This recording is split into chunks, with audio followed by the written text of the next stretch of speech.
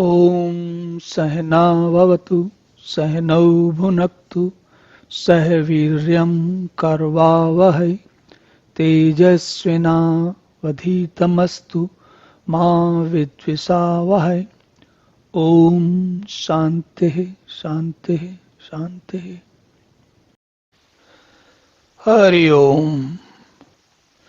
तो हमने देखा कि पिछले उसमें भगवान कह रहे हैं कि जो युक्ता कर्म फल त्यक्त्वा, जो योगी है वो कर्म फल को छोड़ देता है और काम करता है अपने, और जो योगी नहीं है वो सकाम कर्म के बंधन में बन जाता है। तो अब आगे देखिए भगवान क्या कहते हैं। सर्व कर्माणि मनसा संन्यास्ते सुखम वसी नवद्वारे पुरे देहि नैव कुर्वन् कार्यन्। भगवान कहते हैं कि अंतःकरण जिसके वश में है, अंतःकरण का यहाँ जो मूलतः अर्थ है वो हमारा एक तरीके से आप समझिए कि अहंकार या ईगो वो है। जैसा कि हमने पिछले उदाहरण में देखा था कि अगर हमें हमारा मन अटक गया किसी ऐसे घर पर जो हम खरीदना चाहते हैं, ऐसा मकान, ऐसा हाउस या ऐसा अपार्टमेंट जिसको जो कि हमें बड़ा अच्छा लगता है और वो हमारी पहुंच से भी दूर है, तो होता क्या है कि इस प्रक्रिया में अब आपने देखा होगा कि ऐसी स्थिति में जब हम फंसते हैं तो हम लगातार अपनी ऊहापोह में रहते हैं कि होगा, कैसे होगा, क्या करेंगे, कहाँ से लाएंगे, क्या क्या कर लें। तो ये जो सारा कार्यक्रम, जो प्रक्रिया चल रही है, ये अंतःकरण में चल रही है। अंतःकरण मतलब हमारा मन, हमारी बुद्धि और हमारा अहंकार, इन तीनों को मिला के ये लगातार आपस में हमारे अंदर तीन व्यक्ति हो जाते हैं। एक अहंकार हो जाता है, एक मन हो जाता है और एक बुद्धि होती है। मन कहता है चाहिए तो हर हालत में, अहंकार कहता है सबके पास तो है, मेरे पास क्यों नहीं है, और बुद्धि कहती है हाँ तुम्हें चाहिए तो जरा देखो मैं भी कैसे कैसे जुगत लगाती हूँ। तो इस तरीके से मन के अंदर अंतःकरण में अंतःकरण कहते हैं जो अंदर चलने वाला करण होता है। मतलब करण मतलब उपकरण, करण का मतलब होता है यंत्र। तो अंतःकरण मतलब जो अंदर से चलने वाला जो कंट्रोलर है, यंत्र है, उसके अगर हमारा अंतःकरण हमारे वश में है तो ऐसा सांख्य योगी जो कोई भी काम करता है वो करता नहीं है, न करता है और न करवाता है, बल्कि अपने शरीर, मन, बुद्धि में सारे कामों को, मैं बार बार शायद इस शब्द को लेके आता हूं और आपको आजकल के समय में शायद समझ में आएगा। पहले के लोगों के लिए ये शब्द प्रयोग नहीं होता था क्योंकि वो जमाना, समय डिफरेंट था, अलग था।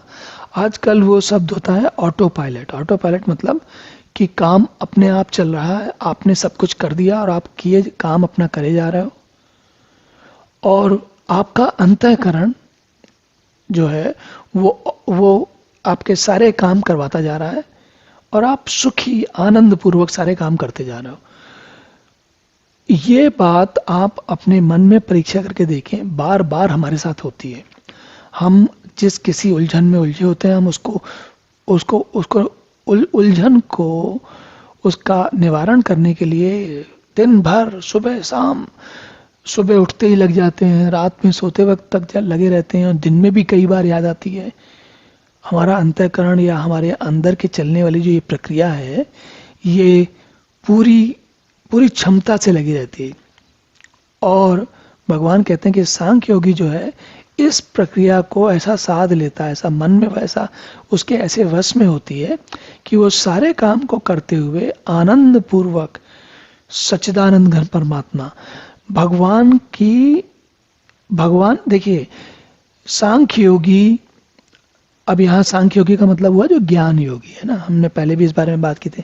सांख्य योगी कौन है? जो ज्ञान के रास्ते से चल रहा है, और या फिर कर्म योग में इतना अंदर तक चला गया है कि उसे और कुछ आगे अगल बगल की दुनिया का कोई ज़्यादा विचार नहीं होता।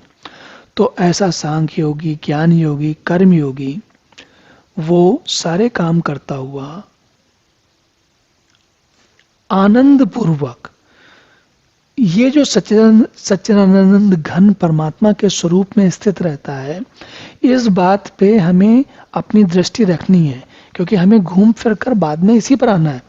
लेकिन अभी जो है हमारा सारा ध्यान सांख्य योग और अंतःकरण और आनंद पूर्वक अपने काम करते हुए 9 द्वारों वाले शरीर के पे ध्यान न देकर अपने 9 द्वारों का शरीर का अर्थ यहाँ पर यह है कि जो शरीर और शरीर से होने वाले कर्म हैं, शरीर को कहते हैं 9 द्वार, जैसे कि 2 आंखें, 2 नाक, मुंह और बाकी जो 3 अपने द्वार हैं उनको 9 द्वार कहते हैं। ये हमारे वैदिक उसमें या हमारे वेदांत में, वांग्मय में ये उदाहरण हमेशा दिया जाता है।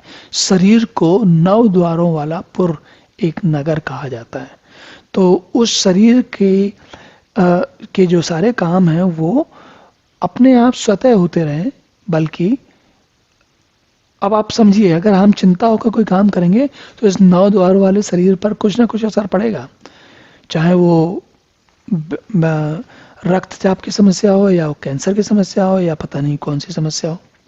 तो हम में से कोई वो समस्या नहीं चाहता, और अगर हम नहीं चाहते तो हमें क्या करना है? हमें 9 द्वारों वाले शरीर रूप के सारे कर्मों को मन से त्यागना है और आनंद पूर्वक सच्चिदानंद घन परमात्मा के स्वरूप को समझने का प्रयास करना है। अभी हम समझे नहीं है, समझने की बात तो काफी देर में आने वाली है, लेकिन कम से कम पहले ऊपर की बात तो समझ लें। तो अब अगला श्लोक देखते हैं। ओम पूर्णमदः पूर्णमिदं पूर्णात् पूर्णमुदच्यते पूर्णस्य पूर्णमादाय पूर्णमेवावशिष्यते। ओम शांति शांति शांति।